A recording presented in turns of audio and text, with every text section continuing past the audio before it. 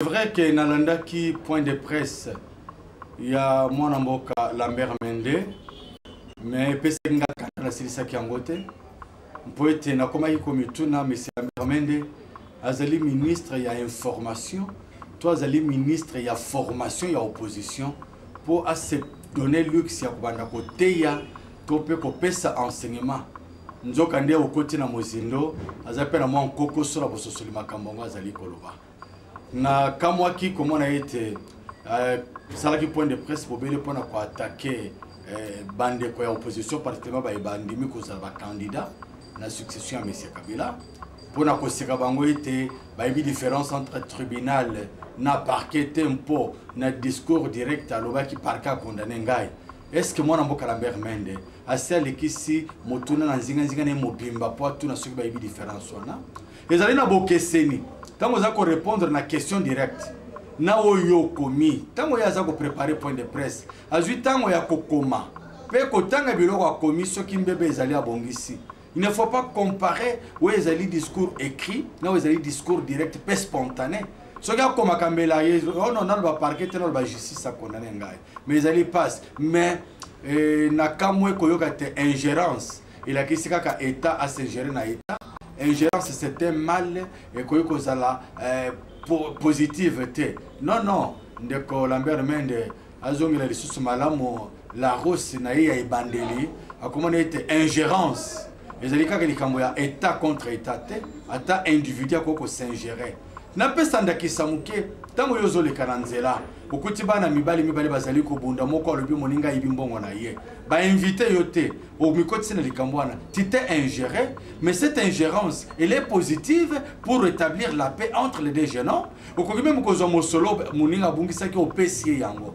Mais boni moi la mère menazo c'est que ingérence ezali mal, ezala kaka négative ou positive ezali te. Azonga la ressource malamu kotanga la rosi na ye, azali pour la communication, maza pour la formation te parce que monoko wana ezape na nkoko somo mingi. Na regretta ki pe na continuer ki kolanda point de presse pour na okaki makamona malonga te ezala na kazi. Depuis un temps, nous avons réfléchir sur un plan de sortie de crise.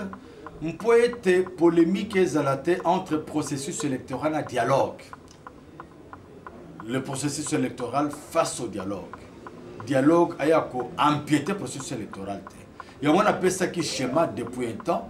J'ai communiqué un nouveau carré de réflexion. On a le biais de respecter d'abord l'article 73. Oui, lobby, convocation, il y a scrutin à l'élection présidentielle. Il faut ça là 90 jours avant fin de mandat de mon conjoint d'aller dans le président sortant. Dans le lobby, va convoquer, va respecter l'article 73.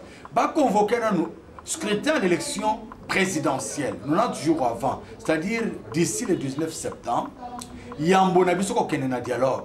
Pour te limiter ton côté dialogue, tozo ebate assurance ses alités. S'il faut dialoguer avant septembre, il faut pas passer sur la garantie non ce que l'élection vous allez convoquer. Pour nani, on peut être contraint to bazali ko présenter biso, les ali ko se limiter na niveau ya organisation ya élection. Tout ça en bon côté, dans les amokuse, tout ça la révision affichée électorale, tout ça c'est sur l'organisation. Mais là où est la convocation, contrainte à ta moko alité. Tenez que pour nous convoquer l'élection présidentielle, tout ça, nous avons réviser le fichier électoral.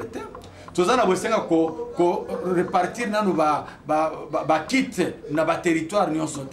Tout ça, nous avons sanguisana nos misolote. Par contre, convocation élection, nous avons coupé ce sous misolo. Tout peut pas moyen moussous. Et en gros, le été dialogue et il y a comme mabiso maillé les mabete. Et Sengeli va convoquer nos scrutins à l'élection présidentielle. Va enregistrer ma candidature. Néanmoins, les politiques, vous allez sûr que tel et tel azali candidat, tel et tel azali candidaté. Alors, tu as un dialogue en connaissance des causes pour la organisation effective de l'élection. Et ça, les Cambouassicataires ont proposé. Talamboula eleki, ma convocation élection, il y a députation provinciale. Tu souscrire, tu payes ma caution à 500 000 à chacun. Qui ne le lomboula mobimeleki pour organiser une élection.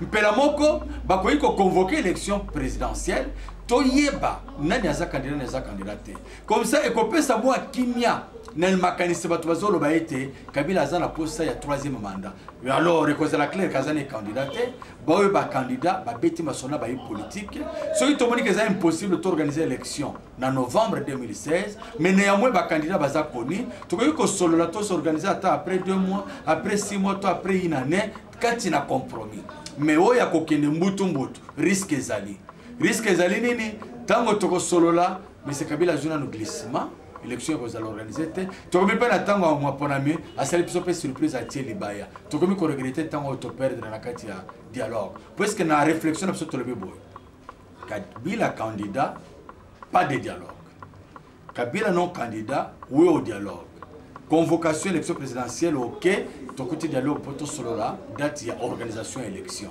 sokité makambo ko simbate ezali ko la kisapolele te na molongo ya bandeko ya PPRD bazali mayele komi ko kima bango mpoete maloba ya Shadari ezali ko kamwisa biso mingi boni mokonzi ya mboka ye moko ake kalemi ake kindo alobi rien ne peut arrêter le train des élections ekozala wana na monoko ya monsieur Kabila président sortant mais le lieutenant na ye moko to major moko abimakuna o Kabila kozala 3e mandat tokosala référendum est-ce que ils ont commandé que les sociétés moko controversées, les sociétés moko, ils ont vraiment na mokambina yangote, c'est tout le monde qui fait loi là-bas.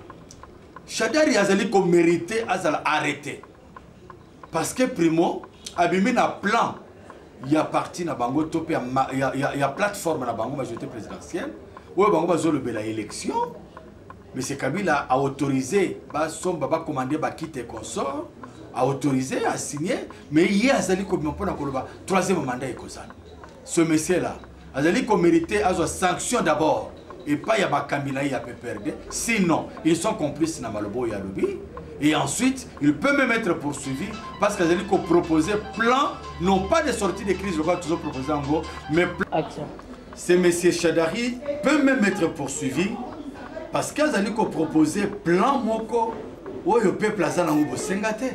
Au moment où le peuple a l'alternance par les élections, il a proposé référendum pour le 3e mandat à M. Kabila. Ce sont des gens qu'il faut écarter de la scène politique à cause de la poursuivi. Plan, il a proposé un plan, il y a une semaine en trouble, où il a proposé un plan au peuple lingui pour apaiser la situation.